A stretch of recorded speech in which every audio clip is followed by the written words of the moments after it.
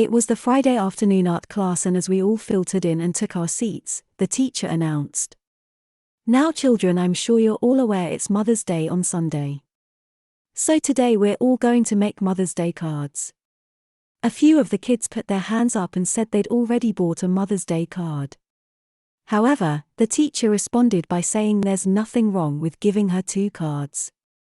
On the board, she drew an example which we could copy, or choose another idea.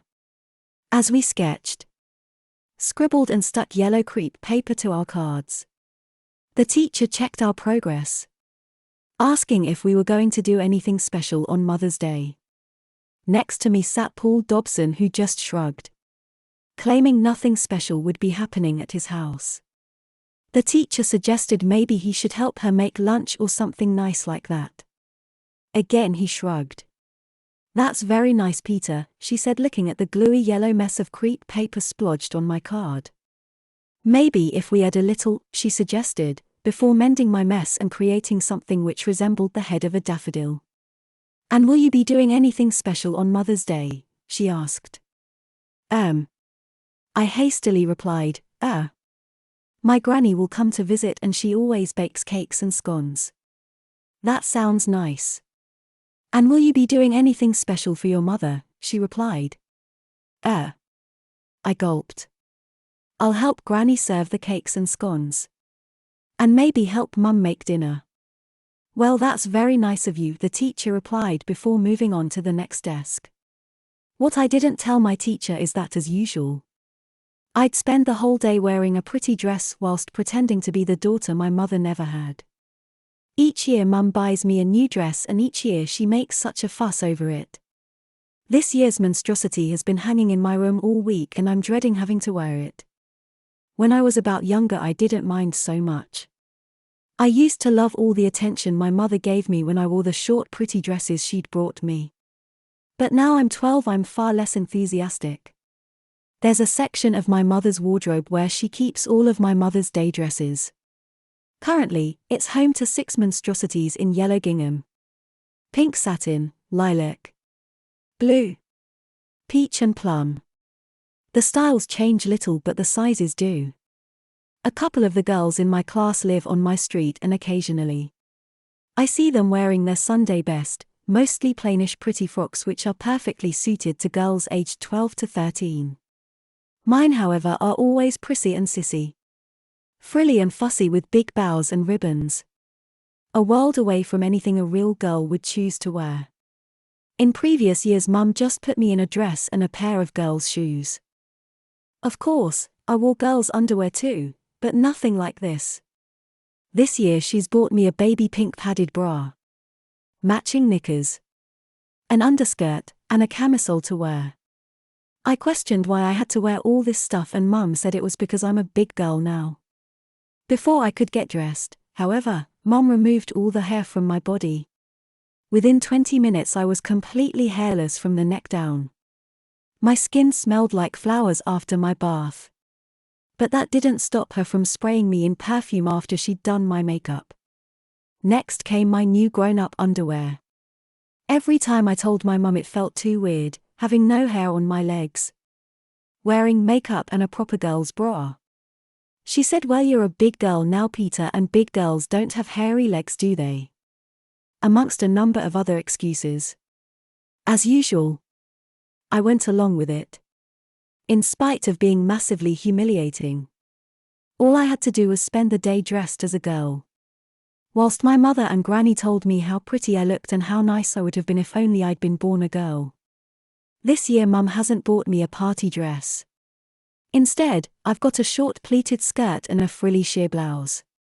In theory, a skirt and blouse is far more preferable to a little girl's party dress. But it being a baby pink blouse with plenty of frilly embellishments, coupled with a burgundy pleated skirt and a baby pink petticoat, it's by far the most horrendous outfit I've ever seen or worn. I stared at my stockinged lap guiltily and cursed every strand of nylon that clad my freshly shaved legs. No more than 2 minutes ago I felt fantastic. Like these tights and this dress were made just for me. Like they were meant just for me. But now, as I sit with shame coursing through my veins, I feel like an imposter. A fake. A fraud. A freak. Mother let out a long audible sigh. I looked up towards her. She slit her underwear drawers shut, exhaling sharply through her nostrils as she closed her wardrobe doors. As she turned to look at me, I returned my guilty gaze to my lap, unable to look her in the eye. Well, let's have a look at you. I gulped, and for the first time in God knows how many moments, our eyes met. I gulped again. Stand up, she said. I want to have a proper look. I cringed. All I want is to be left alone. Just for a moment. Just long enough to peel off this hateful outfit and... Please, she insisted. If you're going to borrow my clothes, I at least want to see how they look. I removed my palms from beneath my lap and placed them flat on the mattress. I slowly and shamefully stood. I swear I felt myself physically shrink as my mother's eyes ate into me. Mother let out another sigh. I don't blame her. Words fail me too. Well, stand up straight, she asked. I can hardly see what you look like stooping like that. I looked up at her, gulped, and croaked an apology. I'm not looking for an apology, Peter. I want to see what you look like. Come on. Head up, she insisted in an almost chirpy tone. I raised myself to my full height but still wanted nothing more than to shrivel and die. My eyes flicked between the middle distance and my mother.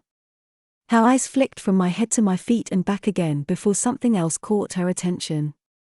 And I suppose you were planning on wearing these, she asked knowingly as she crouched and picked up a pair of her shoes. Shoes that normally lived on the rack in the bottom of her wardrobe. I gulped and nodded. She sighed again. Well, I don't know whether to make you change or let you stew in your own juices, she said in a disheartened tone. I murmured my preference, which I fully believed to be the most reasonable of the two options. But this only encouraged Mother to go the other way. Well, I think you should stew for a while, she suggested. Do these fit? She asked, referring to the pair of black-heeled sandals I'd selected. I nodded. Please, Mum, I pleaded when she suggested I put them on. I don't want to. Well, I assume you wanted to before I came home, she retorted. And you know how I feel about you doing things behind my back, she added. Now please, Peter. Put them on. Then we'll talk, she insisted. It's John, I replied. Is that you, Pete? I asked. My school friend poked his head out from behind the door.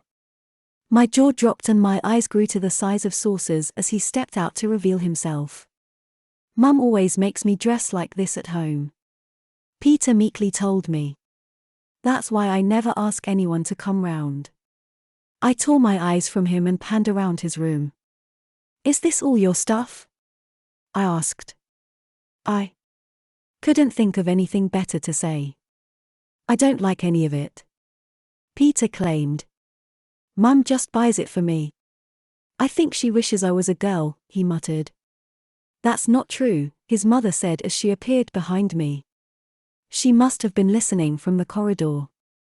There's no reason why boys can't wear nice clothes too, she said before asking me if I had any nice clothes at home. I shook my head. Oh, that's a shame, she said. Would you like some? She asked. Not really. I don't think my mum would approve, I stammered. This is a pretty weird exchange by anyone's reckoning. It got even stranger when she said I'd never know unless I asked. She turned to Peter and suggested he show me his dollies. I don't think he's interested in those, Mum, Peter sheepishly replied as my jaw hit the floor. When he corrected himself and said Mummy, my jaw hit the basement floor. Pete's mother asked if we'd like a drink of juice. But we both declined, she left us alone. Pete looked like he wanted the floor to swallow him whole. Sorry, Peter.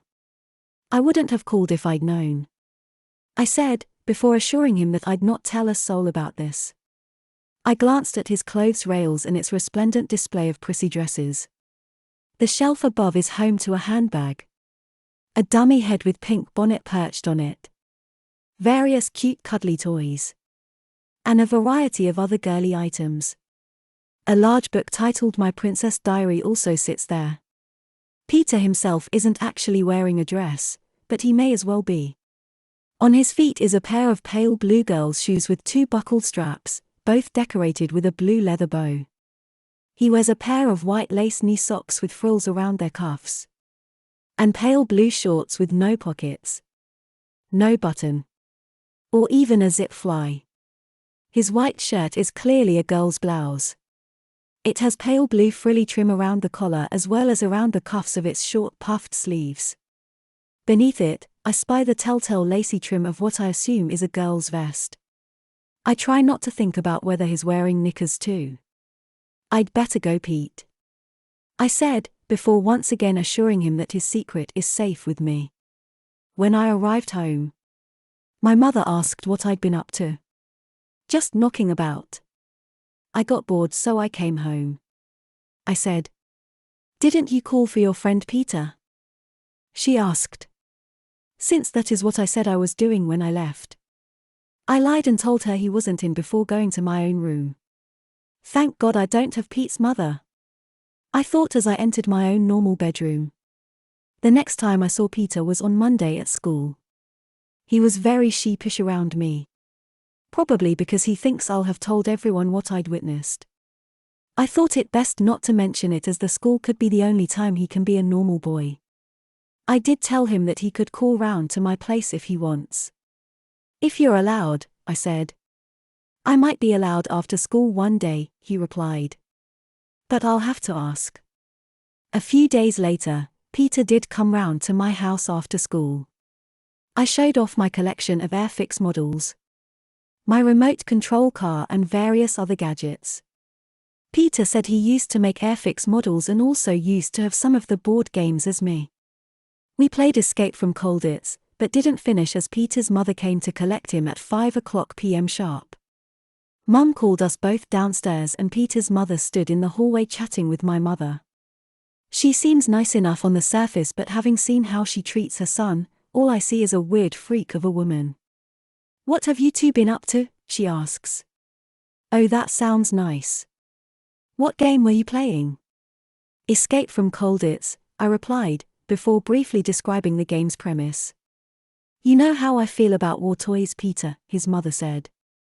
She turned to my mother and said that she felt that toys such as tanks and guns, soldiers, and swords are unsuitable for children. She continued saying, as such she'd stopped Peter from playing with them some years ago. My mother agreed in principle. However, she felt they were harmless enough since children do know the difference between real life and pretending. Yes, of course they do. Peter's mother smiled. I'd just rather buy my children nicer things than toy guns or model tanks, she added. Mum asked after her other children. Peter's the youngest of 3. His big sister Judith is in year 12 and his brother Martin is doing his A-levels. Oh, that's nice, Mum replied. It's just me and John here. Well, he seems like a very nice boy, Peter's mother said as she glanced at me and smiled. Come on, Peter, let's get you home and out of that uniform, she chirped. She seems nice, Mum said after they'd gone. I was tempted to say otherwise and tell her what I know. But I heeded my promise to Peter and half-heartedly agreed with her. She said that you did call round the other day and Peter was in, my mother informed me. Do you want to tell me why you lied? The first thing I did was try to think of a viable excuse. However, with nothing forthcoming, I told her the truth. He seemed really embarrassed and I promised I wouldn't tell anyone. So I told you he wasn't in, I explained before saying sorry. Well, that's understandable, Mom replied. I suppose it would have been a bit of a shock if you didn't know he was being petticoated. Was what? I asked. Petticoated, I quizzed. You know when you were naughty and I used to make you sit on the naughty step, stop you from watching TV, or take away your favorite toy? she asked. I nodded. Well, sometimes when boys are naughty they have to wear girls' clothes. That's called petticoating, she explained. Although there's more to it than that. It was more than just girls' clothes in Peter's room, I replied. He has dolls and cuddly teddy bears. A pink bed. Handbags and headbands. There's even a painting of Tinker Bell on his wall. Mum said that she presumes Peter is not being petticoated because he's naughty, but because he's vulnerable. Sometimes if they're gullible or easily led. Petticoating is employed to make sure they don't go off the rails and to stop them getting involved in the wrong crowd. That's really mean, I replied. Especially if he's done nothing wrong. It isn't really, Mum claimed. In fact, it comes highly recommended as a non-confrontational method of discipline because all it involves is a simple change of clothes.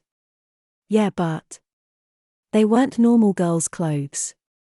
They were really horrible, I said as I visualized the rail in his room. The sorts of dresses that most girls would refuse to wear. All pink and frilly with bows, flowers and... I drew my description to a close with a puke mime. Mum smiled and nodded and said, that's the style they wear when petticoated. It's horrible. I balked. Well, I wouldn't say that, Mum replied. I think too nice is more appropriate, she suggested. Either way, it's not something I want to think about. I glanced at the time and figured Peter would be home by now. I recalled his mother saying, let's get you home and out of that uniform. I figured he'd be wearing something girly by now. But I didn't want to think about it. I returned to my room and put the Colditz game away. Peter said he used to have this game as well as some of the same model tanks and planes as me. Which means he used to be a normal boy. I wondered what he did when his mother first petticoated him. Was he willing or did he put up a fight? I can't imagine the former, so settled for the latter of the two possibilities. But I didn't want to think about it. A few weeks later, Peter said, it's my birthday next week and Mum asked if you wanted to come for tea.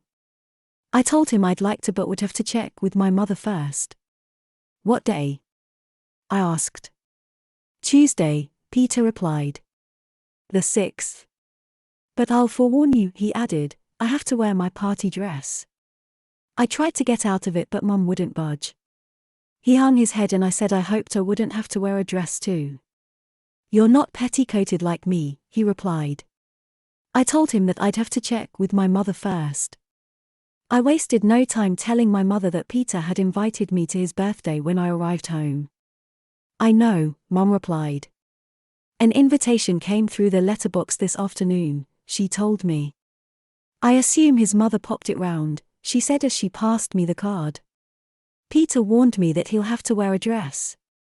I said as I took the card. Pink and white striped with a print of a pink satin bow. With the words Peter's birthday party written on the front. On the reverse it says, you're invited to join us in celebration of Peter's birthday.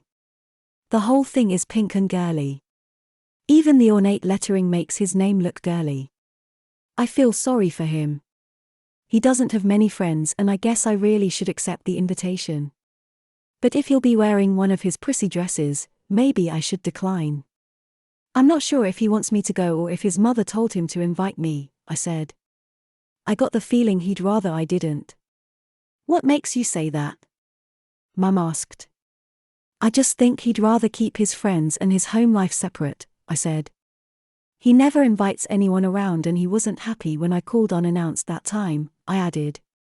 But he has invited you, Mom said. He might be upset if you don't go. If he doesn't have many friends it won't be very nice celebrating his birthday alone.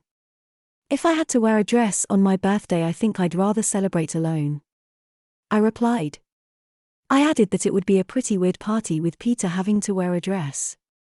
I'd feel out of place. Not necessarily, Mom replied. You could show him some solidarity and wear one too. First of all, I flat refused. Secondly, I asked what solidarity meant and thirdly I reminded my mother that I'm not petticoated like Peter. The first thing Mum said was that solidarity means unity and that I should stand by and support my friend.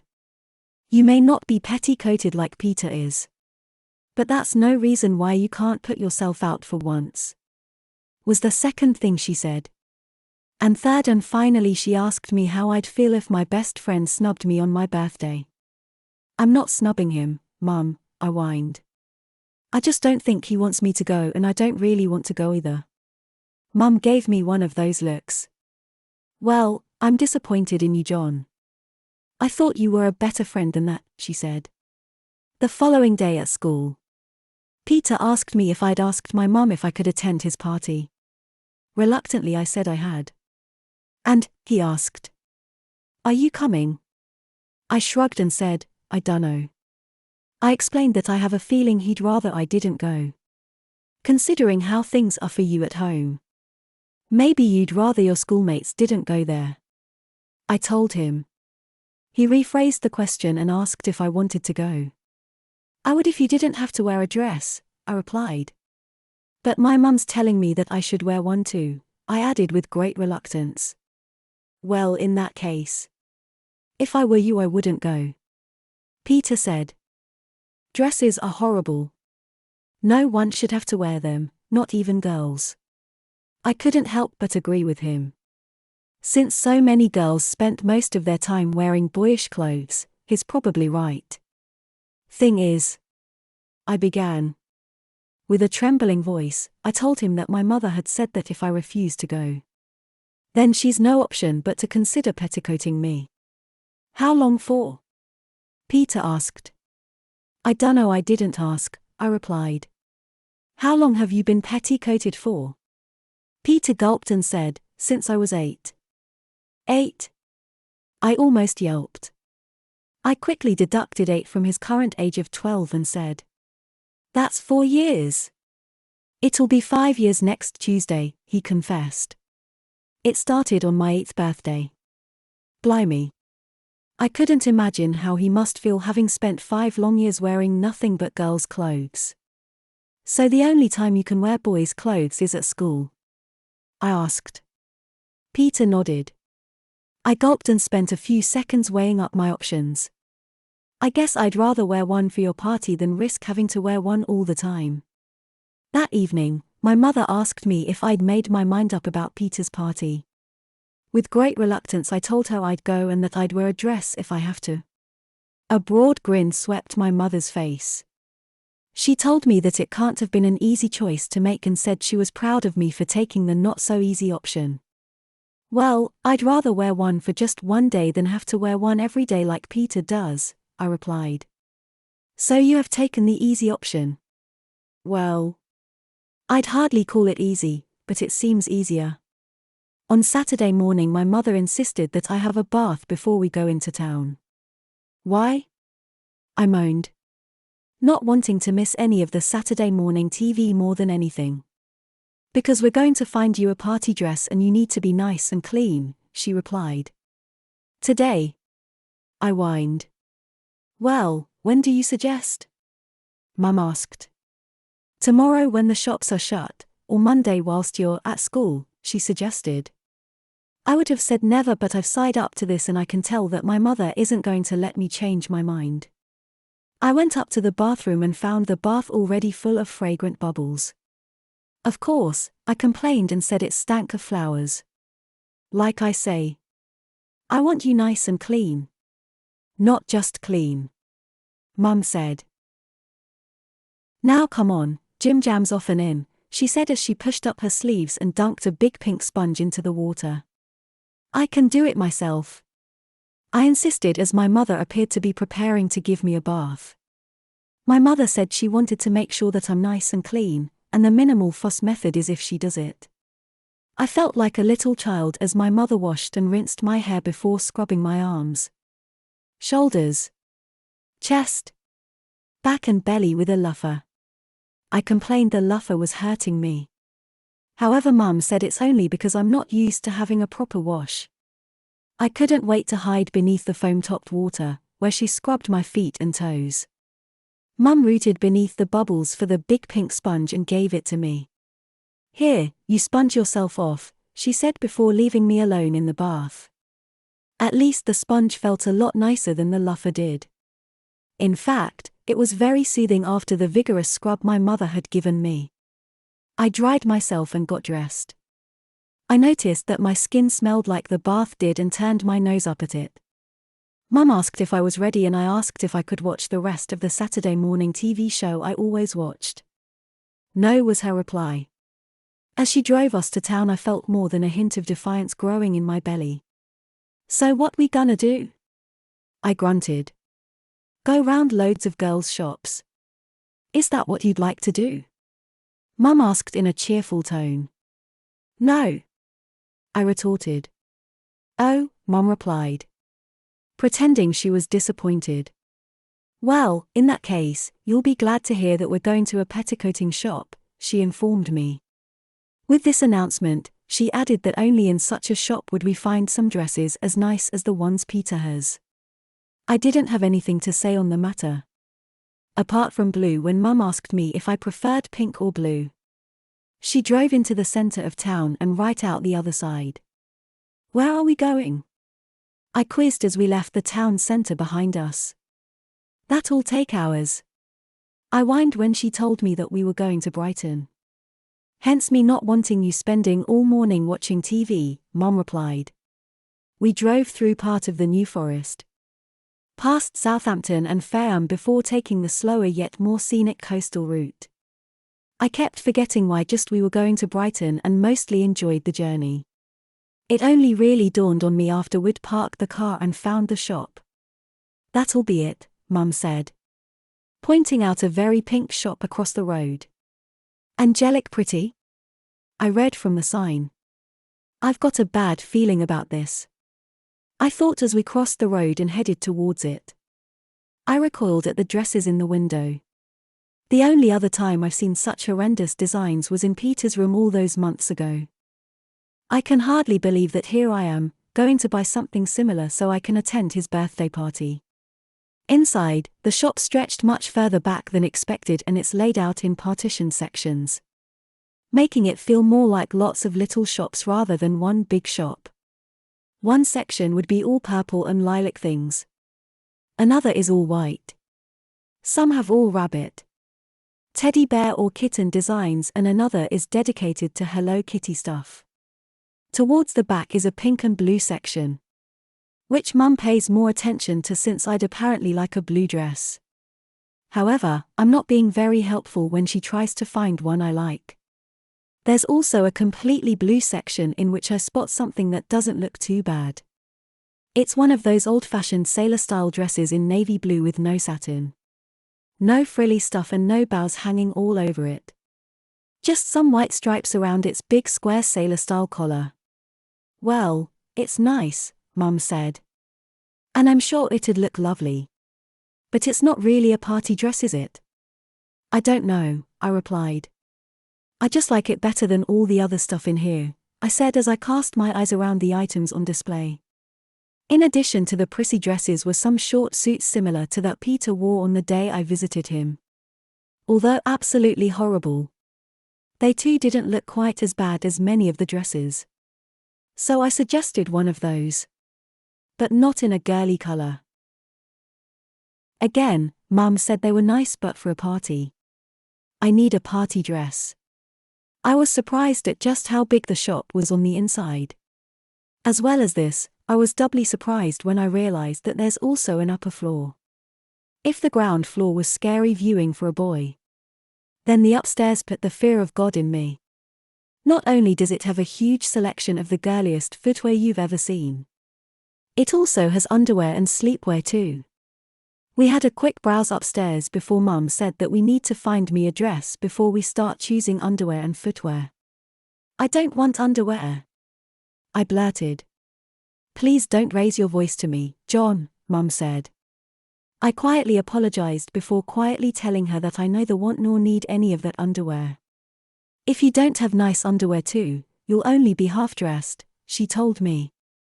I suggested that my own boys' undies would do, but Mum said it most certainly would not do. You need nice underwear, she informed me. Now are you going to help me choose a dress or shall I just choose one for you? I shrugged and said they all looked horrible. Mum asked if that means I want her to choose one for me. Well, I can't choose one. I hate them all. I replied. So long as it's not pink or something, I said. Mum suggested finding me a nice blue one and I agreed. Before reminding her about the sailor-style one that looked okay. Nice as it is. It's not really a party dress, she replied. But if you'd really like it.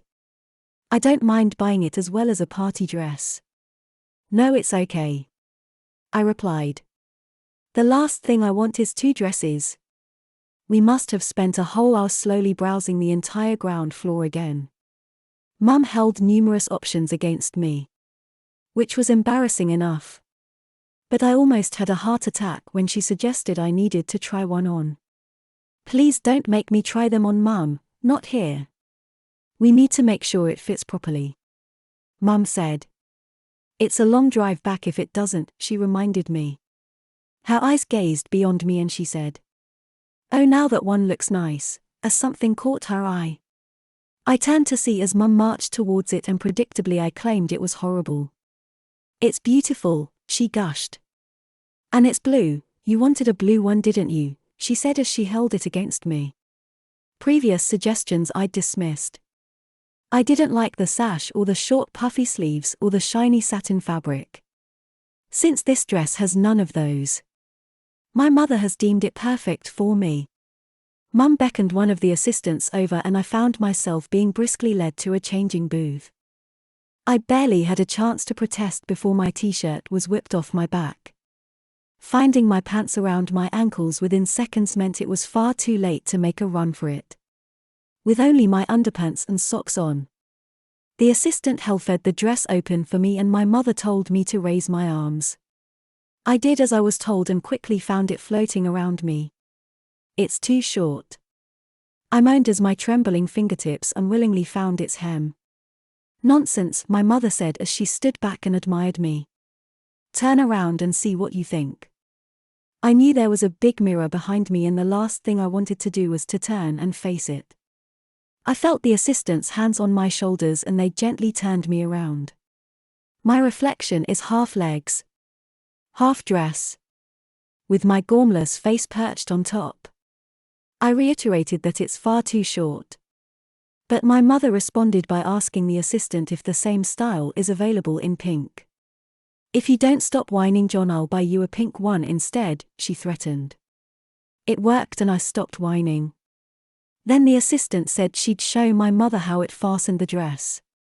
She began rooting up my back, lifting my dress right up, as she fastened some straps around my chest. Oh, I see. Mum said in her intrigued voice. That's clever, she added as the assistant explained that the fastening is designed to prevent self-removal. Mum turned me around and smiled as she looked me up and down. She reiterated how beautiful it was as she pointed out the embroidery on the outer layer. Aren't all these little bow motifs sweet, she said. I don't think my mother expected me to offer an answer and she didn't seem to mind when I remained silent. She let go of my dress and said, Right, shall we go and find some nice shoes and underwear to go with it? I knew this bit was coming so had resigned myself to the fact we'd be heading back upstairs. What I hadn't expected was not being allowed to put my own clothes on first. Feeling half naked, I trotted through the shop and up the stairs wearing only the dress, my underpants, and my socks. The shop wasn't busy but it wasn't empty either and all eyes were on me as I passed them by. The staff smiled, as did the adult customers. But the youngsters who accompanied them looked at me with pitiful eyes. Some, like Peter, are already petticoated. Others, like me, are wearing normal boys' clothes. But also like me, maybe for not much longer. With help from the assistant, Mum chose me the worst pair of knickers I'd ever seen. They're white with a huge love heart on the front that's outlined with frilly pale blue lace. The legs and waistband are trimmed with white elastic lace. On the center of the waistband, just above the V of the love heart, is a pale blue satin bow. Mum tells me they're gorgeous and takes great delight in showing me the rows of ruffled pale blue lace that cover the bottom. Please don't get me those, Mum, I begged. Mum tells me that if I don't like my blue dress, then she can always get me the pink one instead. Which means pink and white knickers just like these ones, she added. I conceded and agreed to stick with blue. Mum chooses me a little white vest also with pale blue lacy trim. Compared to the knickers, it was relatively understated. But things soon got worse as she spent several uncomfortable minutes choosing me a suspender belt. Initially, I didn't know what they were for and I wish I hadn't asked. To hold your stockings up, she told me.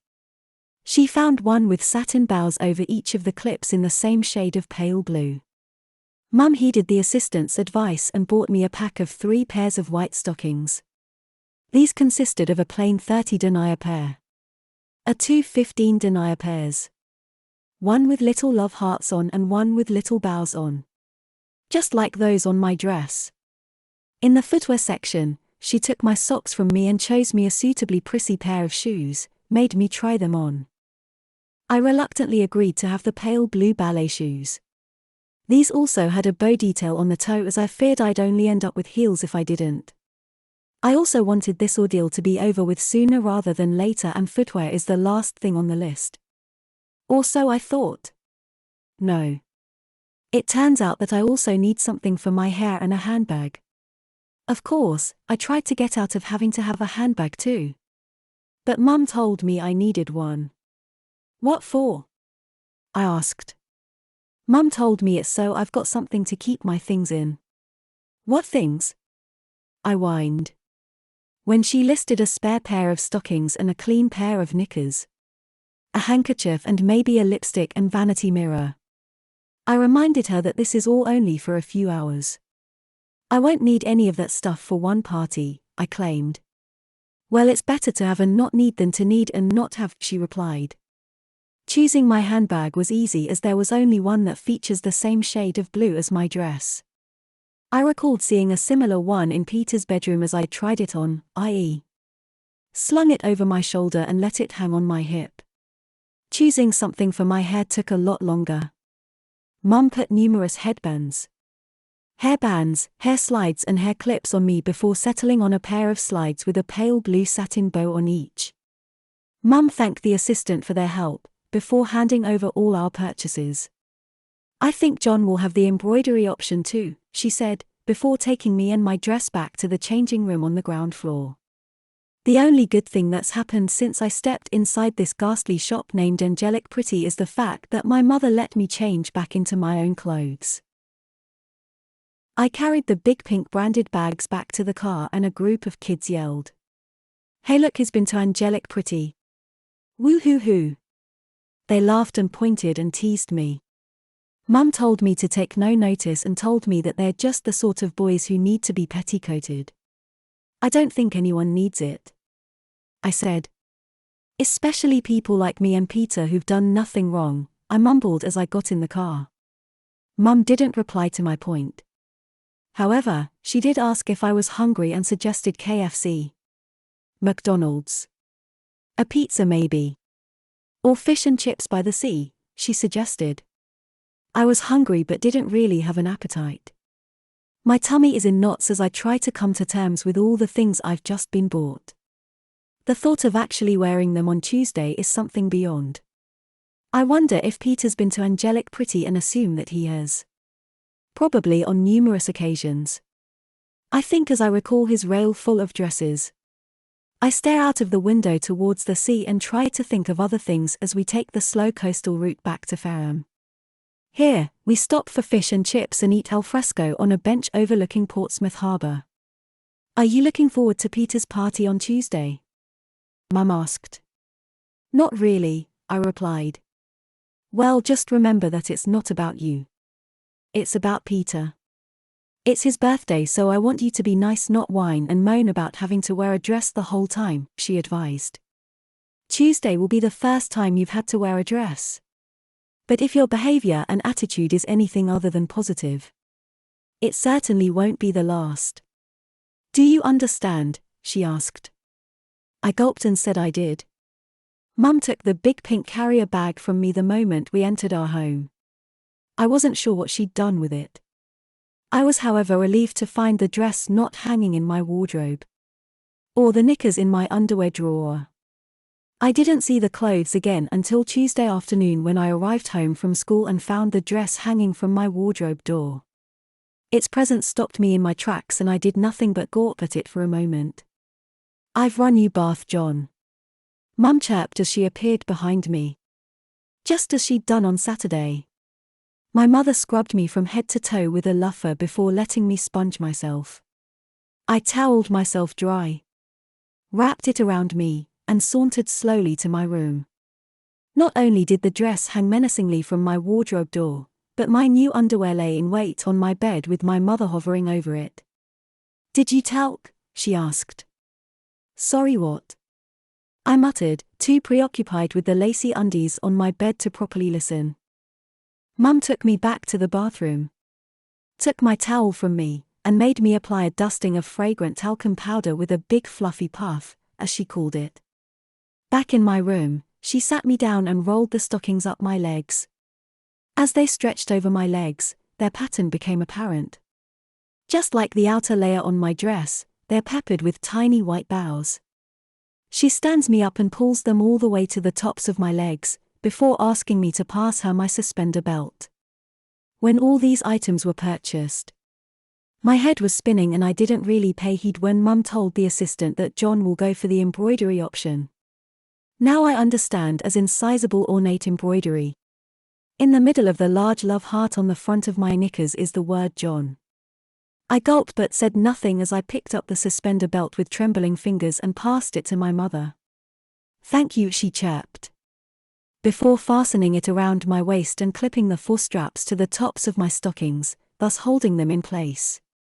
I suggested that maybe a pair of tights would have been easier than all this stockings and suspender faff. "You should have said if you wanted tights instead," Mum replied as she fastened the final suspender clip. "I'm not a mind reader, you know," she added with a smile. With a heavy heart, I picked up the knickers and stepped into them. They looked worse on me than they did on the bed. And with my name elegantly embroidered on the front. There's no denying that they are mine.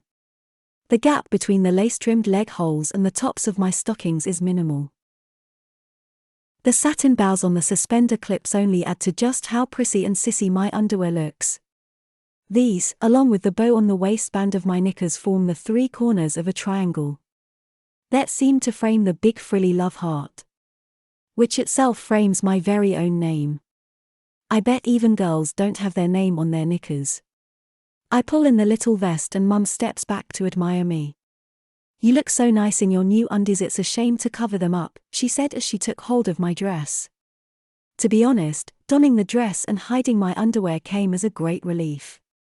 My mother told me how nice I look before turning me around and rooting inside my dress for the straps so she could fasten it properly. Since it hangs from my shoulders, I can't see the point of this additional internal fastening around my chest. Being an inquisitive type, I asked about it. "It's to stop you from taking your dress off," Mum told me. "But I'll have to take it off at bedtime," I retort. "You will," Mum replied. "But without my help that won't happen," she added. After slipping my feet into my shoes, my mother slipped the 2 hair slides into my hair and announced that I was almost ready. She removed an item from her pocket and looked me in the eye as she removed its lid and twisted it to reveal a glistening pale pink lipstick. "No, please, Mum. Not lipstick too," I begged. My mother smiled and told me that on top of my nice new undies and my pretty blue dress, a little bit of lipstick isn't going to make any difference. "And whilst you're petticoated, you'll call me Mummy, not Mum," she added. "What?" I gasped. "You heard me," Mum said. "Now what do you call me?" she asked. She asked me several times and issued several threats before I eventually uttered the word Mummy. "Good boy," she said. "Now let's see how this shade looks." She smiled before showing me how to apply the lipstick. "That looks lovely," she gushed. "Where's your handbag?" "I don't know," I muttered. Mum gave me one of those looks, before suggesting a nicer way in which I could reply to her. After several hints, I swallowed my pride and mumbled, "I don't know, Mummy. Maybe it's in your wardrobe." "Maybe it is." I sheepishly opened its doors and saw the pale blue round leather handbag hanging there. I reluctantly removed it, but noticed something else in there that shouldn't be. "You seemed so taken by it, I just had to buy it for you," my mother said as I groped at the navy blue sailor dress. "What for?" I whined. "I only need one dress, and that's for Peter's party." "As I said, you were so taken by it." "I just had to buy it for you," she reiterated before encouraging me to thank her properly. "Thank you, Mummy," I muttered. "I do hope you're not going to mumble and mutter your words at Peter's house," she said. "It doesn't sound very nice when you talk like that," she added as her eyes dropped to the handbag dangling from my hand. "Now you'll need your lipstick and the vanity," Mum said, adding that the vanity is the small mirror I'd just used. "A spare pair of stockings and a clean pair of knickers," she added as her hand delved into her pocket. "And here's a handkerchief for you," she said, passing me a white cotton hanky trimmed with pale blue lace.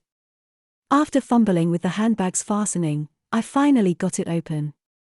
I began putting the lipstick, mirror, and hanky inside, but Mum said I should think about what I'm likely to need. "I don't know what you mean," I whined. "Mum told me that I wasn't likely to need my clean knickers, so they should go in first, followed by my spare stockings. Then you won't have to root for your lipstick and vanity because those will be on top," she said, informing me that I'd find my spare stockings and clean knickers in my drawer.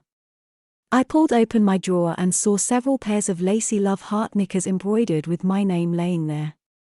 Next to these are the 2 remaining boxes from my variety pack of stockings. I asked which one I should take since one pair is thick and plain, and the other is thin and decorated with love hearts.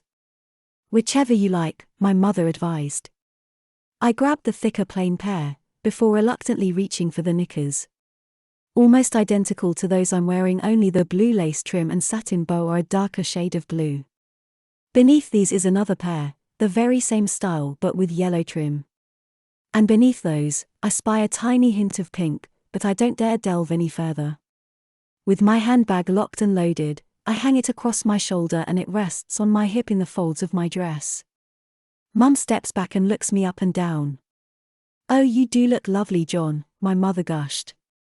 "Peter's going to be so pleased that you decided to wear a dress for his party."